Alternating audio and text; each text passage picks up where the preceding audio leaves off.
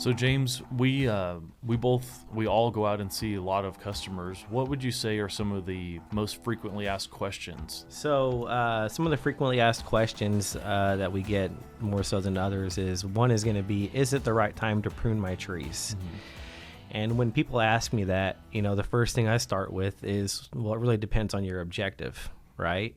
If your main objective is that you want to, mitigate hazard, then we're going to want to prune as soon as possible, especially if you have large dead limbs in your tree that are hanging over your house or heavily walked areas or things like that, but if it's, it could have a lot to do with location, right? I mean, if you're in an area that we know we have a high infestation of a certain disease mm-hmm. that's active at a certain time, and that transfers through open wounds or root grafting, when it's most active, then we probably won't want to prune during those times. Right. So I think it has a lot to do with what your objective is and where we're at, and what we're going through.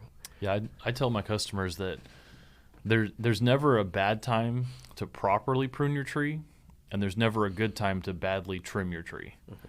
Because, even in the heat of the summer, we can still prune trees, even though it's 1,000,000 degrees outside, but we're a little more careful in what we take out. But like you said, we always try and look at it from the objective side. Why are we removing this limb or this section of a tree or even these plant parts? Because if we're not meeting a goal, then why would we remove that limb? Yeah, there always has to be a reason for taking something off. Somebody used to say to me, I mean, you wouldn't cut your pinky off for no reason, right? So make sure if you're taking off, especially on a mature tree that we know could be, X years old, it took X amount of time to produce that limb, and we're just going to cut it off in 5 minutes. To me, that's a little bit silly. Yeah, when we start talking about big cuts, I always worry about the length of time it will take to heal versus rot or decay set in there. And that can introduce, maybe this limb, aesthetically you want it gone, but if you're making this big wound, you're going to introduce opportunity for other stuff, even though you may accomplish whatever the objective is. Mm-hmm. And that's where, ourselves as arborists owe it to the customers to say, well, we understand that, but here's the potential consequence for mm-hmm. those actions. Yeah, that's why it's really important to, use a certified arborist, because they'll understand, the difference between a tree that may be able to compartmentalize or seal itself a lot quicker and easier than another tree. Right. You wouldn't do to a shoe-marred red oak that you would do to a live oak, because they have different healing processes, or the same, but just one of them is a lot better at it. So what's another common question that you get on a site visit? So another one is, it'll be mid-December or, midsummer, and someone asks, well, is this an okay time to fertilize my trees? When we're talking about fertilization, most of the time we're talking about a biannual treatment program. Mm-hmm. So twice a year, every 6 months is ideally what we would do. And so if we're doing that twice a year, it doesn't really matter when we start, because we always have everything readily available in the soil when we need it. So there's never a lack of what we're applying in the ground for those trees. So the best time to start for me is whenever I start to see stress factors or I go out to the property. Right. And the way that our fertilizer blend and mixture works, it's got a lot of soil building properties to it, to where we're not just fertilizing the tree, we're feeding the overall soil, which promotes the overall plant health. And then, of course, we're fertilizing the tree, supplementing it with those actual nutrients. But the way our mix works, when we're soil conditioning, when is there a bad time to condition the soil? And also here, it doesn't get cold enough to where the roots stop growing. When you get further north and the soil temps stay cold, you could make the argument, don't fertilize in the winter because the tree is totally dormant. For us here, the roots grow most of the time for us. They might slow down for periods of time, but they grow throughout the winter for us here in North Texas. 100%, I agree. And I think that, if we didn't have to, we wouldn't even put fertilizer in the mixture if we didn't, need to. But unfortunately, we do just because, we lack certain nutrients here in North Texas. So Right. it's a big reason why we have to add, nitrogen and things like that in our fertilizer. To help those trees grow as much as we can, yeah. Another common question that you get? Another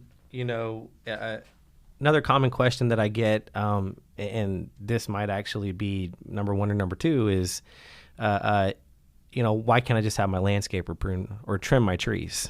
And whenever I hear that, the first thing that I say is I say, well, because they're going to trim your trees and not prune them.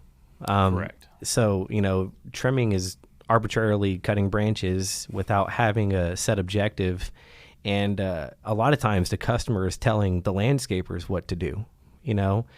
Us as arborists, when we go out to a property, we're going to prune your trees, which is a technical term. And we have clear objectives and why we're doing what we're doing. So when our guys go in the tree, they know exactly why they're removing or reducing or doing whatever kind of pruning technique they're doing to meet that clear objective. Another thing is that why you shouldn't have your landscapers prune your trees is because, liability issues, safety issues. They don't go to the training or go through the training that our team has to go through. And they do this every single day of their lives. It's not, they prune trees sometimes and then do this sometimes. They're in trees every day, so they understand it. They feel comfortable with it. And we feel comfortable telling somebody if we don't feel comfortable with our guys doing it. So right. I think that's why. Yeah, there's definitely, some inherent dangers in the work that we do. You're talking about large, heavy limbs overhead, over the workers, over the roof, over cars. There's a lot of potential consequences. And when you're not trained, those potential consequences, the chance of an accident or something bad happening go up. Of course, we don't ever want to see any property damage or hear anybody get hurt. But like you said, that's why, our production crews are highly trained and wear all the proper safety gear and, all that good stuff. Whereas not every landscaper, but in general, anybody can go buy a chainsaw and the chainsaw will cut the tree. Yeah, a homeowner could buy a chainsaw and do it, Absolutely. Yeah. And, I think it's important to mention that, we have to follow certain standards, so there is an added level of, safety there, right? The landscaper, he's not familiar with the rules that we have to follow when we're in trees, to help to mitigate the amount of danger there is, because it's a dangerous job. The guys, it doesn't matter if it's a 20-foot tree or if it's an 80-foot tree, it's dangerous. And so I think that making sure everybody goes home at the end of the day, and everybody is safe plays a big factor in that, because the landscaper may do something or try to tackle something that he doesn't really know. It's his first time doing it, and then he gets hurt. And what's going to happen to his family, and I understand that they just, are out there trying to make money, but, safety and life is more important, and our guys are, safety is key. And, one of the other differences between having us as arborists and our production guys versus just somebody to come out and cut your trees is we're not afraid to tell a customer no, or ask why. Why remove that particular limb? Or, no, I don't feel comfortable doing that to your tree. And, that takes a lot of knowledge to be able to say that. Not to be rude about it, but, like we said, if it's not going to meet an objective or cause undue harm to the tree, well, then why do it? And us as arborists, it's our job to ask those questions or to say no, frankly, sometimes if we feel that strongly about it, that we won't do that kind of work. Yeah, and I've had to tell people that I won't do it just because it doesn't meet the objective or it's improper pruning. And I completely agree with that. So, James, what would be some of the consequences of improper pruning? Well, there's a lot of ways to improperly prune a tree. What's the most common one that we see all the time? I would say over pruning. That's where somebody just goes in the tree and takes out as much as possible. And a lot of times, they don't know why they're doing it. They don't have a clear objective. And I think that, if they're not certified arborist, and if they are, then that's unfortunate. But if they aren't, they don't understand that, the tree's going to respond by trying to grow a crazy amount of that back, and the tree's just going to look awful next year. And now you're going to be stuck in this. Either we come out and tell them, let's not prune it, it's going to look like this for a while, let's let it fill back in, or they're going to be pruning it every single year, and so that's definitely the biggest issue. The second one is, every time that we cut a branch or our team cuts a branch, there's a right way to do it. Just like everything else in life, there's a right way, there's a wrong way. And so we have a lot of what's called heading cuts on the trees. And whenever we do those heading cuts, the tree can't actually do its natural process of the sealing that we talked about earlier. And so a lot of times we have to go in there and correct those cuts anyways. Either way, I think having the certified arborist out to make sure that your trees don't get over pruned and don't get improperly pruned is the best decision for your tree. And I tell my customers all the time that, stripping the middle out is easy because you can reach it from the ground.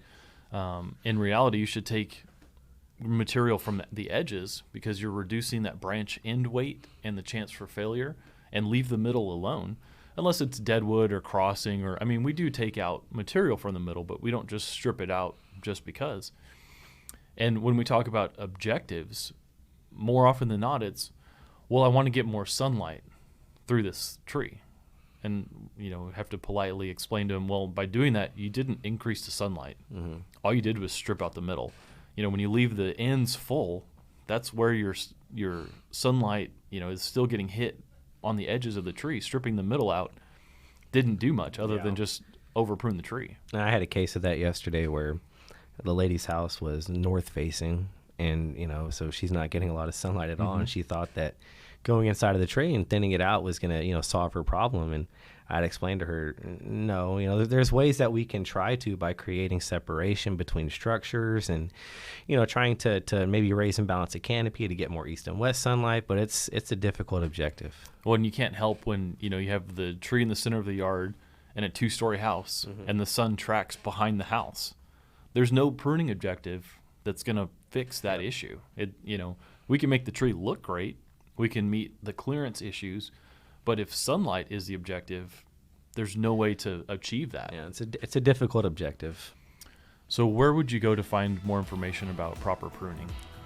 So you can go to our website at newal.com and find the phone number there to call one of our customer service representatives to set up an appointment with one of our certified arborists.